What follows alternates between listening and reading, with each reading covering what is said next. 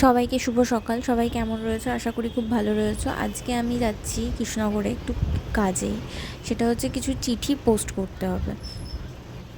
আমি দইবাজার থেকে বাসে উঠেছি, নামবো নতুন বাস স্ট্যান্ডে। সেখান থেকে টোটো নেব, টোটো নিয়ে যাব পোস্ট অফিস মোড়ে।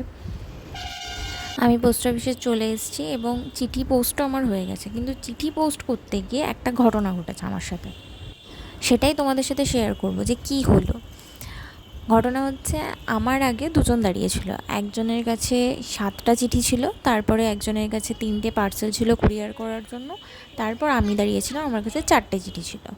তারপরে একজন ভদ্রলোক এসেছিলো যার কাছে একটাই চিঠি ছিল। এবার যার কাছে একটা চিঠি ছিল তার বক্তব্য এটাই যে কেন ওই প্রথম জনের কাছ থেকে 7টা চিঠি নেওয়া হচ্ছে, তার জন্য ওনাকে অনেকক্ষণ দাঁড়াতে হচ্ছে। কিন্তু উনি এটা ভুলে যাচ্ছে ওনার আগে আরও দুজন দাঁড়িয়ে রয়েছে, তাদের কাছেও চিঠি রয়েছে। যে কাজটা করছে সে নিজের কাজটা খুব ভালো করে জানে, কিন্তু মানুষ ভাবে আমার গলার জোর আছে মানে আমি যা ইচ্ছা তাই করতে পারি এবং যা ইচ্ছা তাই বলতেও পারি। আসলে ওই কথাটাই এখানে সত্যি, জোর যার মুলুক তার। আজকে ভিডিওটা এখানেই শেষ করছি।